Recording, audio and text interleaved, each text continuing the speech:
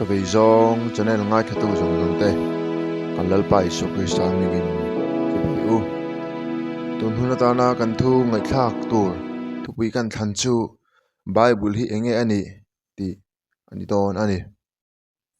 le thupuya kan lu ma in coin ka video hi min lo like kin min lo comment sak vela tin min lo share midang te na min lo share sakla hype kha min lo me sak bok donia ti chom midang te na thu kan hlan chhong ve ti na khani don ani tin bible history ni don awangin asei de ulek dona zo na zong zong ta chana ni thena turin atop thlengin min lo en sakula ti chuanin pathiamal somna indong ngeyang masai kan chang nga na tu sam za som pako chang za som ruk ichiarila ithu in fin khom chu thu tak ania iro re na fel tin reng po hi kungpua in om rengang ti ani le khovela hianin sako sang sang li chuang omani antini zong chuanin le ka bu thiang hlim anti holy book hi an nei veka ting chuanin khovel sako sang hi ankal ani chunga chuan alian zual som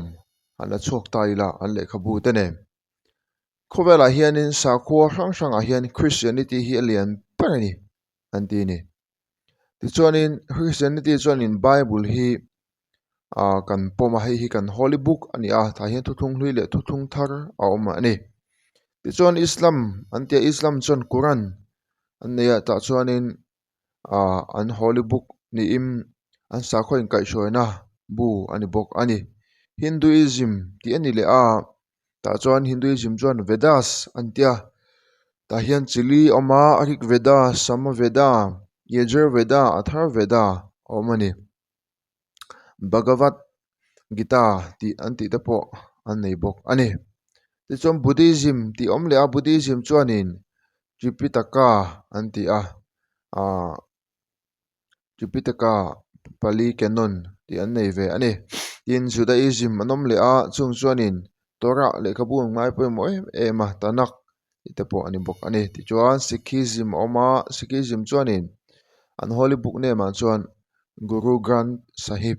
anti ani ti chuan jainism om le a an le khabu thiang hliming chu agamas ti ani a bahai faith ti om le a pariat na tan chung chuan an le khabu thiang hlim minga chuanin kitab i akdas ti le bahai le khabu dang te poimo tak tak an nei a chuan pakona chuan sinto sakhu an ti a kojiki le nihon shoki an nei a tiang chuanin bible anga kenin le khabu thiang hlim pakhat chauh khan nei ang hian an nei ve lem lawa a sang an nei nual mai ani tin chuanin tawber ta somna chuanin daoism ani a hengte hianin Tao Te Ching le Zhuangzi anti le kabu khatiang kha Holy Bible an nei ve ani le atiang hian le kabu thiang hlim chu sa khu sang hian an nei ve maya ma chu khang sa khu sang le kabu te kha kan zir vek man don lawa tun huna chuan lekina episode danga te kan zir te po angai mai theya atulani chuan ngai thatu ten an sachak ani chuan khami comparison shim Holy Bible thang an nei le Christian ten kan nei Bible comparison shim kha ngai thadun om chuanin comment lama milo shil dania le tun huna chuanin he kan Bible khang le ka bu sang te zinga holy book sang te zinga Christian te Bible ro pui em na he kan Holy Bible ro pui em na kan en chho don ani engtia ro pui big nge ni tiang hianin thil kan sei du a ti chona tom na I sumi chana chu kan sei don ni vuak shep tok khil to hal te po tok to sa som vek ni a endong ni bok khovelin an do ron em mo enge om the kan rin enge ni the kan rin kan ril ro lo daila toplama kan chang le enge Bible hi enge ani ti se tu chuanin kan Bible ro pui em na dang lambik na te kan che tangai do na le kan Bible hian khovel han record hi lo siam na sem em maya alian zual pui ti han an soita ila khovel le khabu khal tam berni he kan Bible hi Christian te Bible hi ti chuan a pani na chuanin khovela le khali lin le khabu le lin tam berni Bible pum pui le a chen sang sang ti tong sang tam taka le ani to ani ti chuanin lekhabu sem chhuat tam ber ani kumtin copy makta duai tam tak sem chu ani andini he kan sianga Bible Society ongbolna mang hianin akal chak em maya life member te lo ni chu chu ro u mo member sang sang ni dan tu om kha chung ongbolna mang chon khovela hi kumtin makta duai tam tak Bible hi sem chu ani le ti chuan a palina chuanin lekhabu hlui zinga pakhat ani a abung hlui berte hi kumsang tam tak kalta tang khan an lo om to ani ti bok ani ti chuan a pangana chuanin khowela mihring nun le nam nun phung ngong na saber lekhabu zinga pakhat ani a dan zirna hla dan zirna te labu ni bok le thuziak le a tam tak ina ngong chung om vek te po chu ani bok ani le Bible hi Christian te tan chuan le kabu thiang hlim ber ani a khovel chan chin le nun phunga po a ngong na sa tak siam thei ani hial ani chu tianga ki ko siam na ro pui em mai chu a siam ro pui thei big chu engi ani a chhunga hen engi om big enge engwang ri ko ta siam thei ti kha han en le ta ila kan Bible hi le kabu sang sang somduk le paruk infin khomani kan ti ani somduk le paruk infin khomani a chuan a panhna chuanin mi chi hrang hrang somli le pali in an ziak ani kumsang ka le zanga chhunga an zia an lak khom ani tile ati bok ti ani bok ani ti chuan han soi zau ta ila nek bu hrang hrang somduk pale paruk infin khom ani dan chu ti hian an soi ta ila om ze chuanin Bible mi chi hrang hrang somli pali in an ziak ani ti chuanin mi pakhatin bunga te an ziaka thenin bunhi te thenin bukhat te thenin busom ten ziaka antiral mausia te chuanin kan chet angin Genesis Exodus Leviticus Number Deuteronomy kan ti mo khatiang te kha aron ziaka lekhabu sang sang som don lai mei mo ziak te pon oma entian te ko pol te chuan an ziak trau maya yenlal Davida te pon an ziaka tiang khanin aziak tu kha mi chi hrang hrang somli le pali an nia ti chuanin abu kha somruk le paruk ani ti chuanin chu arem khom ani ni chu a arem khom ani dang kha en chhawm in Bible ziak tu te kha engwang somli le pali kan ti te kha atang puim eng ang mi ngen ni eng na thong nge ni ti kha an sele lok ila Mosia hianin Mosia hi tu nge ni kan ti chuanin throi to ro pui tak le Israel te hna pathianin mandua ta na man kha ani mo kan hriat angin ai gupta lal fapan hial theimar chu e du lova ani na kha chuaka Israel mi ani na kha chuaka pathian ta na nun lan jok ani zo so chu kan hriat an sipai hruai tu ho tu khani Samuela zol nei ani pui thiam ani boka lal Davida lal ani hlaphua tu ani boka tin Solomon om le Solomon chu lal le mi fing tak thuziak tu ani Isaiah om le zol nei ani ti chuan Jeremiah zol nei ani boka Ezekiel pui thiam le zol nei ani boka tin Daniel sarkar na thok le zol nei ni pa form ani boka ti chuan Ezra om le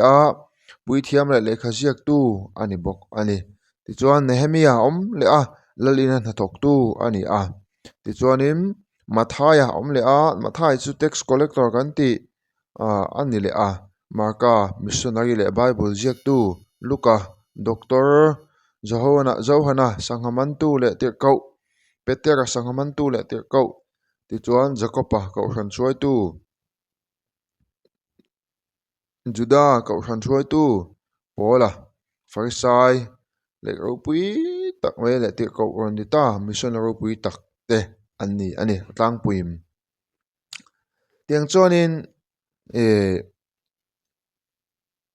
Bible ziak tu te hi mi chi sang chen tu sangaman tu te doctor tax collector pui thiam zol nei si pai hroi tu le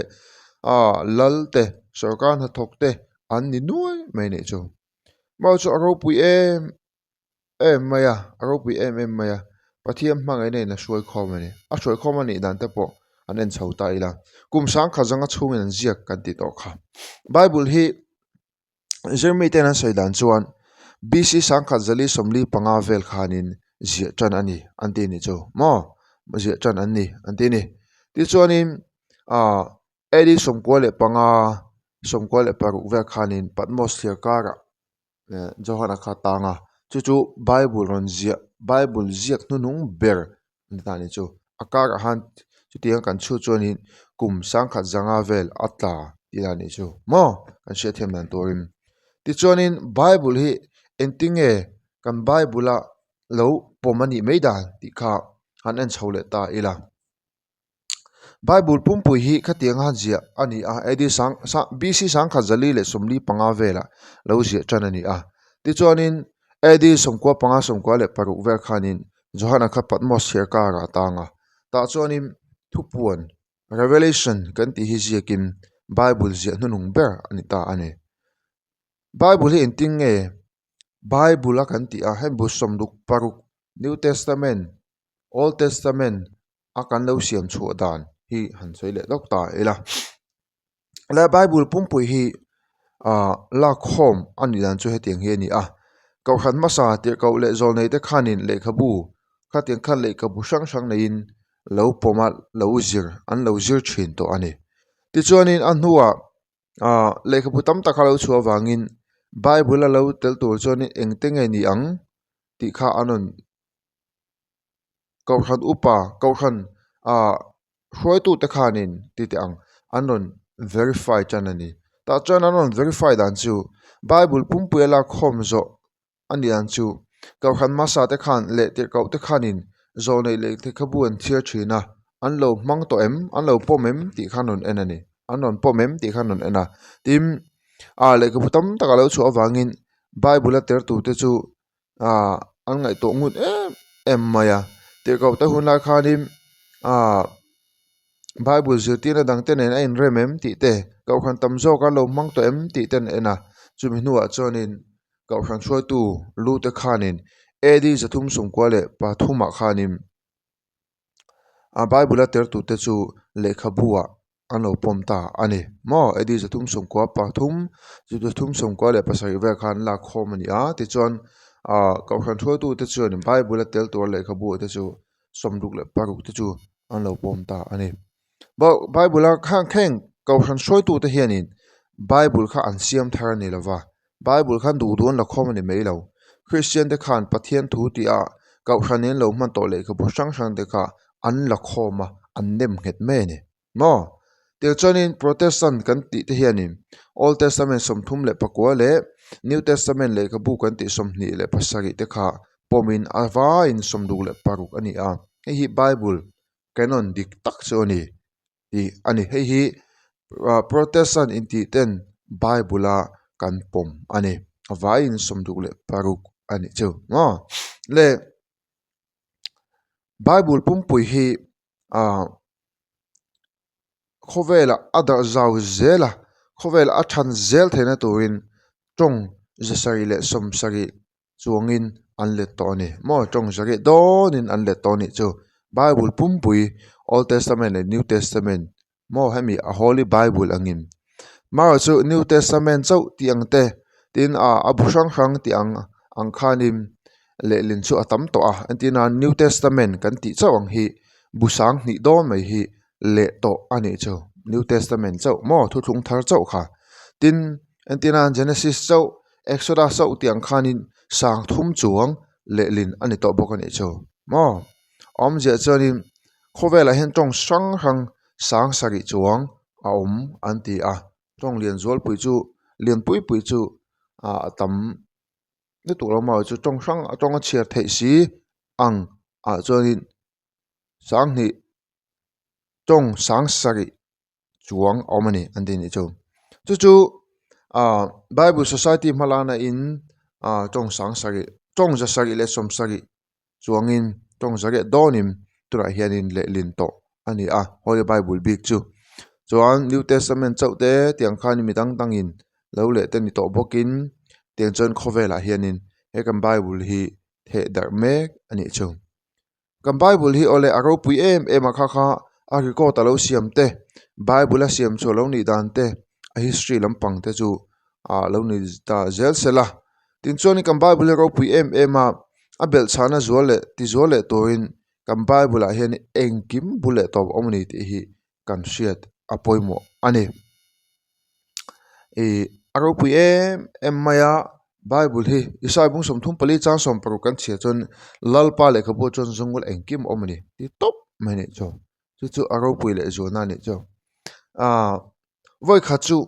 ka testimony to te kan soyanga veng khata Bible study Bible zirpui tur te zongin kava kwalani ti chuanin kava kwal na chuanin ato ba chu in pakhata kava luta ta chuanin alin chu nuam khop maya aban ke sanga lo eng pup maya ti chuan kan lut kha an chung ko ka an lo rol anga ren khop mai an lo ri lai maya ti chuanin katian lo ri lai khanim kavalu ta in thlasung tak main kong ka bianga chuan kavadinga engei du le an lo ti an fel ko mai an chung ko kha ti chuanin hei pathian thu zirpui tur pathian thu ti pui tur pathian thu soina tur ka zonga ti in kava soya ti chuanin lo lu do soi du ni la ni mailom an lo ti ti chuan kavalu ta an fapa sipai chot lai ni an chung ko khan lo hlim dar khop mai lo ri lai maya ti chuan kavalu ta pathian thu chu kava soi ta lom le pathian thu ro pui zia le kan Bible ro pui zia chung chang te kan Bible hi le kabudang zong te aya ro pui big na te kan soi ani ti chuan kan soi zo chong chan na te kan ne ya kan thu kan han ti chu pa ber chuan ti hianin kabula hanan soya ante ma fel kan Bible hi aro pui lu tuka aro pui hi ka ti lu tuka ki po nian taka chuanin he venga kan ko khan hi adin tu te jinga mi kan ni ve ni adini mo tiang chuanin Bible hi ka du chin khop maya alo ro pui je chu engkim mai lo je chu ti ko pola lu me na khua thleng ponin Bible hen lo je kan ni chumale adini tiang chuanin te ko te bung som pare le chang som pare te ko te bung som pare chang som pare kan chia khanin ting hian an lo zia ka tin chumi nuwa chuanin pola chung ni rei tak ala cham renga chumi zo chuanin u nau te chu chong tha in a chena chu ta chu surya ram lama longin a kalta a hnena priskili le akuila chu an kalve boka polan thuti amane wangin kan kria khuwa lu amet zeta alo te ni chuwa kan kria khuwa alu me na khuwa ta khalo ziak do thapani chu heti hen lo ziak taka Bible ro pui je chu engkim awmani ti kha aron soitum nani ro pui em ani kan Bible hi jinak lo soitang khanim isai bung som thum pale chang som paruka chang du em mai ka soi fo china chonin lalpa le khabua zong ula chiar u chung zinga chonin pakhat ma kim la umlawanga pakhat ma ko pui nei la umlawang ka ngai thu pe a tharau ngai chung chu a soi khom talom si tin lo ziak bok ani leng kim hi alo soi loka alo thleng thin leng bokani ti hi kan che ta poimo kan Bible adolo ni kan Bible aro pui ni ti shele zona to in example pakhat Bible a chen lata ila le Bible hi prophecy te ni chiteng chanin kan she tu poimo mai chu isai buk som pathum cha som pokwa som ni pani khan ti hen lo zia kani tin Babylon ram tin ro puina kalda heu chuan thil moi tak chu pathian in Sodom le Gomorrah ti bawra lai ang khan ala omang entika mal chata chuan mi anom to lawanga chuan om chung zong chuan a chunga an hek lawang arab mi ten chuta chuan an puan in an zar lawanga beram veng tu ten chu ta chon an beram rual te an bo te hek lawang thale aram sa te chu ta chon an bukanga an in te chu thil nung ngui takte na khatang sawa sangong sei te chu ta chon chenga nga sathar te chu ta chon an to chai zo kang tin ching he te chu an kul bi nga chon an shamanga sihal te po an lal in wam tak taka chon an sham bokang asem hun tu chu atheng don to ani te po ti sein am lawang adeni om je chu babylon ro pui em mai nimro te naun sak chau mo engkim mai jerusalem ro pui na khami in avatuam chua aro pui nan la kan tuam le ro pui em mai huanin khai te po om hiaran ti kha mau chu pathian du lo zong milem bemi te om na mun ni wangin lalpan a chevek don ti babylon ro pui na chu ma sodom le gomora ro pui lang kha aro ati ka lang kham chu he ta isai huna khan lo soi de to ne chu ma sela tu man an oi lo chu alo thlen fam kim na tur chu kan chiat angin alo chho zela daniel huna khan cholai khanin kan chiat tu chu bc zanga som thum le pakwa persialal mizoten sarasa mo kura kan ti kha persialal sarasa kura mizoten kan ti kha khambi khanin babylon chu bc zanga som thum le pakwa khan persialal chon aron ne ani aron ti chevek ani chu history chu a history ti mela prophecy in lo shilo bible adot thailo zia thil oi om lo lutuk le ni thailawang kan ngai po bible no sai chu alo thlen fam kim thei je chu tiang zonim kan se ome le history chu khatiang te khan ni ta sela bible hi aro pui em mai apum pui kan zom kan nun pui nge nge to ane kan nun kong cho ta ning kan mang to ane du lai chang bung le a akhoi khoi mo lai la chuakin bible hi kan zerin midang te shilfia nan le midang te vavuak nan le midang te vakhen thlan am bible hi kan mang to ni lawa azawai hen kan ngai na to ani ti chu bible zir dan hi hlom lian deuh chi thuma mithiam te chuan an chena chung te chu han soilok taila pakhana chuan te khin thu ti ani a parables ti ani mo sap tangin ti chuan pania chuanin atak angial ngan ti in om le achu chu literal ti ani le a ti chuan pathumna chuan shilona prophecy kan ti om le boka chu bible pathum kan chiara kan rilu om reng to ni bible a chuan pakhana chuan te khin thu om do na pania chuan atak ta angial ngana lak to om dom boka tin pathunga chuan shillok na om dom boka ni ti kha kan sheta poimo ani kan du lai kan chiara nga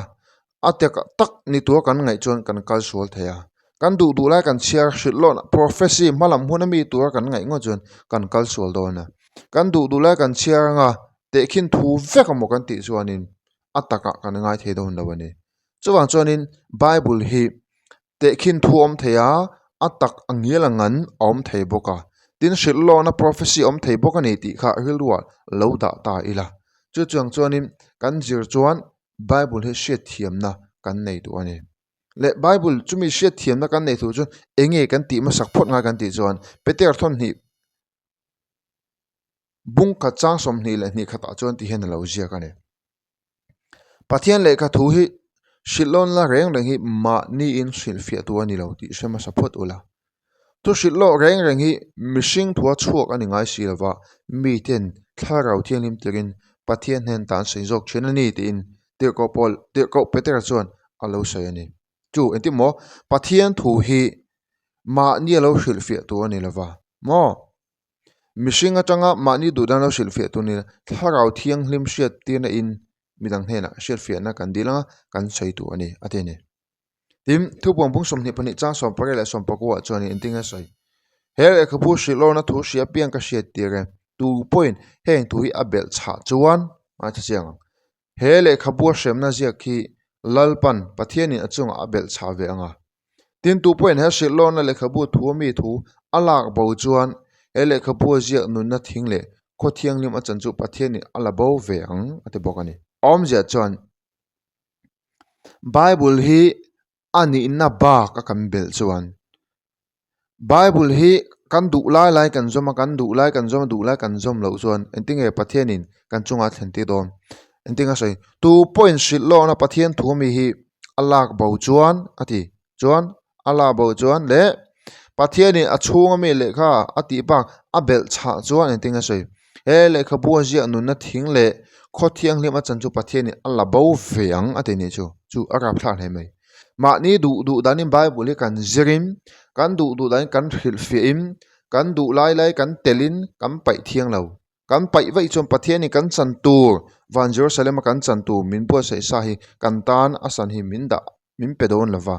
tin nun na thiang hlim nun na thinga mo a khamia nun na bu kan hming je kha kan lak bo chuan kan du lo kan pai chuan min lak bo sak ve don ani tin tu phuan je ga chuan kan mu bok ani tin chu me pelama bible hi tong chana nen uluk takin kan zir tu ani efesi bungduk chang som pasai le som pare da chuan tin chandam na lukhum le tharau ngu nam pathian thu chu la ula tong china le dil na tin rengin eng huna po tharawa tong chain chumi konga chuan mithianim zong tan thanem ngai ta le dil tadin ngai ven ro u ati entin mo tong china nen uluk takim tharau thianglim ngunan chandam na la lukhum chan the na ni ti sia in bible hi kan zir thin tu ani mo bible kan chia te henti tak zatin tu teng jong kan zir tu ani mo tim jacob bung kha changa chuanin injinga 2 point finna tlak cham chuan mi zong hena haulo le uilo pechin tu pathian chu dil ro se chu ti chuan pathianin a pek bel chang mo pati chu ti chuan hena pek ani ang ti in min lo shil bok ani mo chu thilung hong taka kan zir chuan finna ka ta chamani she ka du ni ti a kan zir chuan bible kan zir chuan pathianin min pedon ani cho le chuan chumi pelama bible hi lali shokhisa mel min thlen tir tu min hmu tir tu le cross min hnai tir tu ani nge tu ani zona bunga chang som thum pakwa chang som lia chuan pathian le kha in chiareng ngun thin achunga chaton nuna om indina wang in chung le kha chu ka chanchin siat tir tu chu ani si a nima sela nuna nei turin ka hne nei local du si lo atene bible hian lali shokhisa kong min kom mu tir tuma ma sela tam tak chong kan chia du lova kan nun pui du lova chuan jona le shokhisa mel kam mu thei chin law ani jona bung som pali chang du ka chon isuan an hena ke mai kong le thu tak le nun na kani ke ma ka lo chu tu ma pa hnen thengai lawang te ne bible hian lali shokhisa min kom mu hi atum ani le chuteng chong kan bible hi ro pui em maya ke ni christian te chuanin bible hi thu thung hlui abu tam jok som thum le pakoi thu thung hlui lom tin pom du lo pol te kan oma tin thu thung thar bu som ni le pasagi apo pom du big nei te kan oma ni mo hi kan bible ziak tu te chuan chuteng chuanin bible hi an lo pom ve reng lova abu pum pui hian an lo pom vek mai ni aziak tu te ngai hiam educate la chuanin ajike la bungkha chang thuma le hosea te tin joel te le mika le zekaria te chuanin lalpa le khabu lalpa thu te in he kam bible in lo soi topani abu pum pui me hian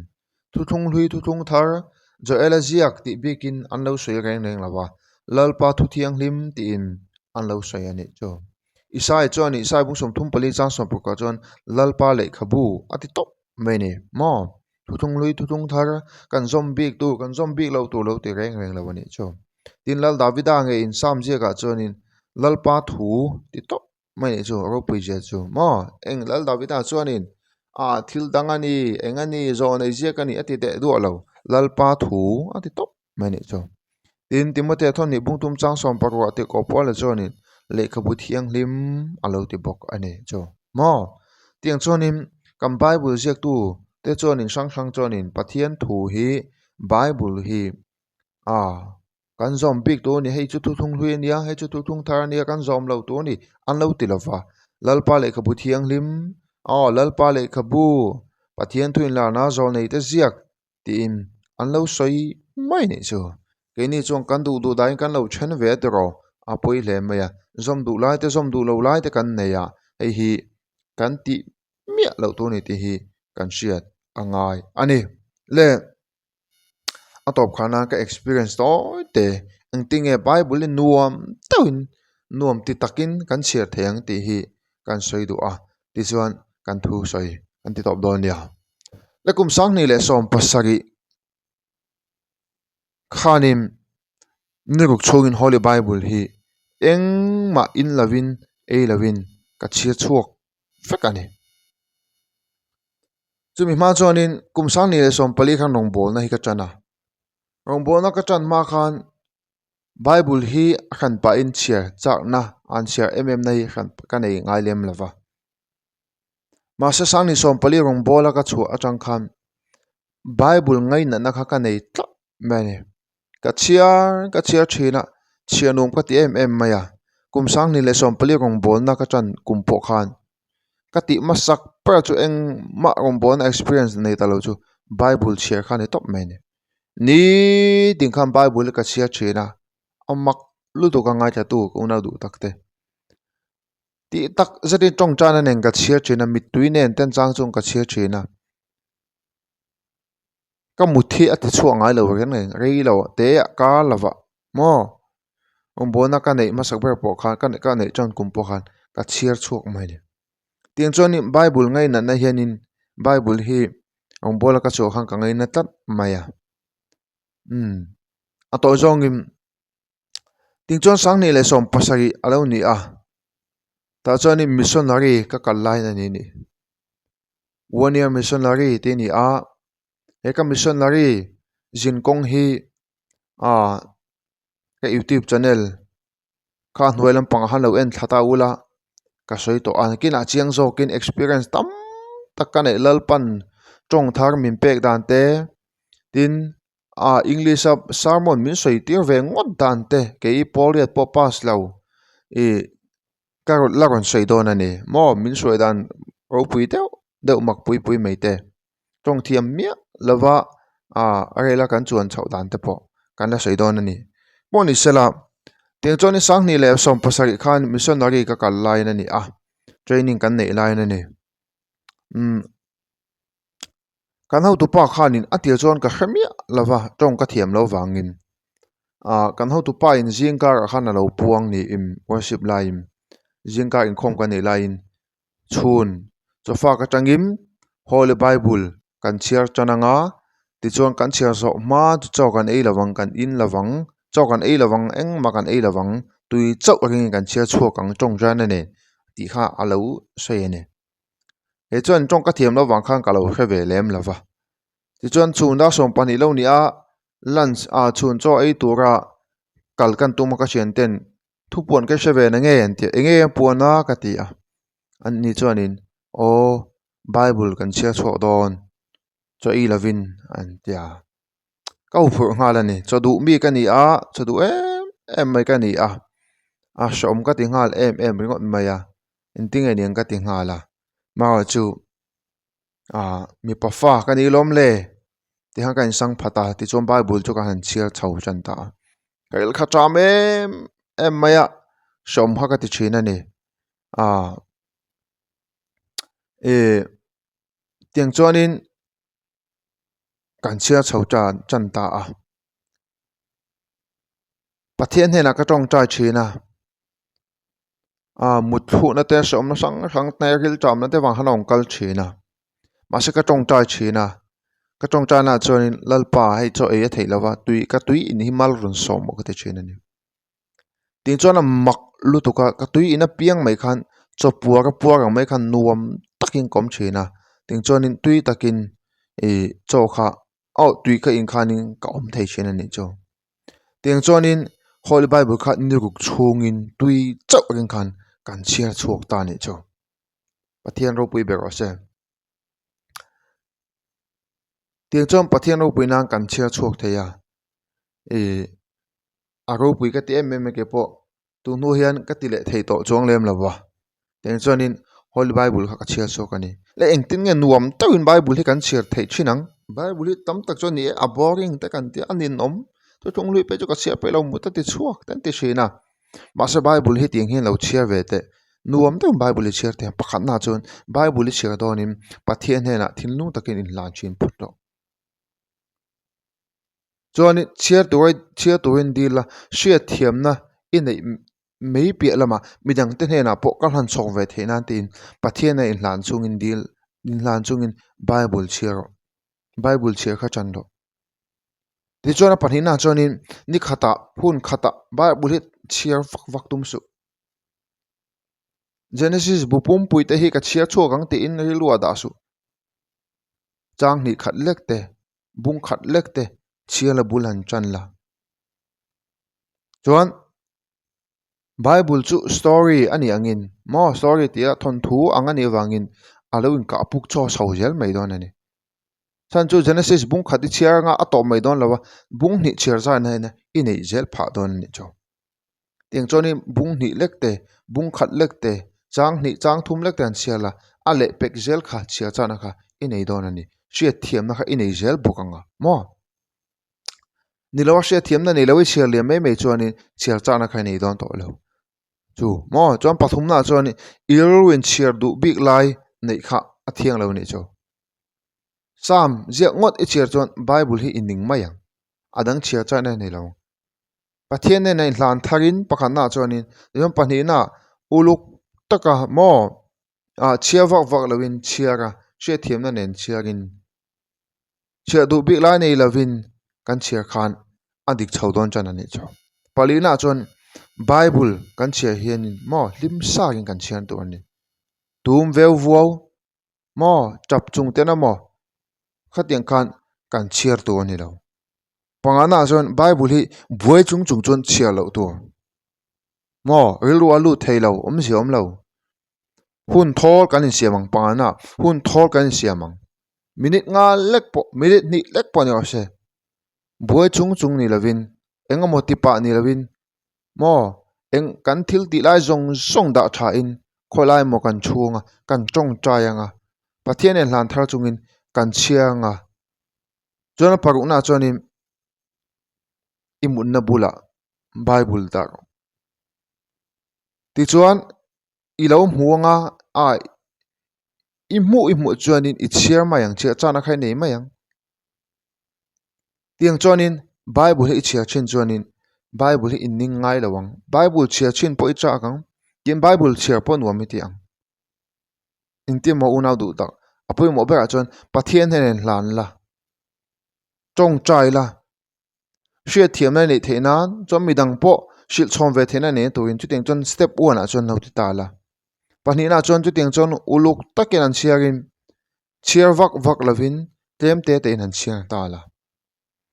chona pathum na chonin iru in chia du lai big nei lum Bible pum pui ka thin lung taka pomin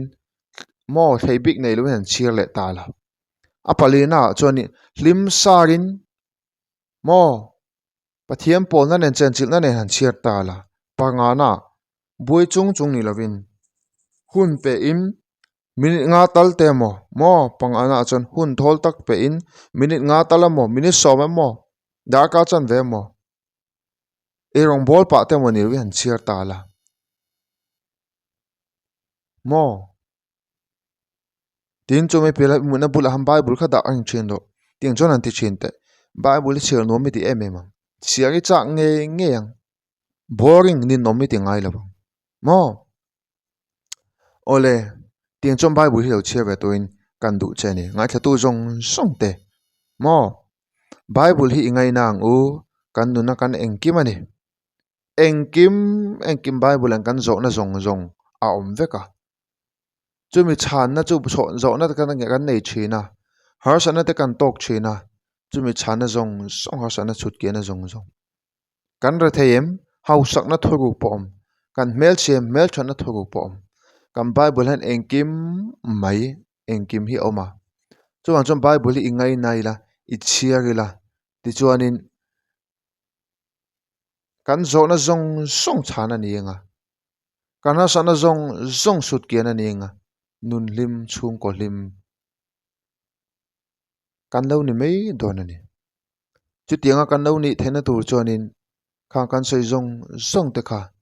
hria thiam na kan nei thena tur lal pan kan za tan ngai cha tu zong tan mal sawm se amen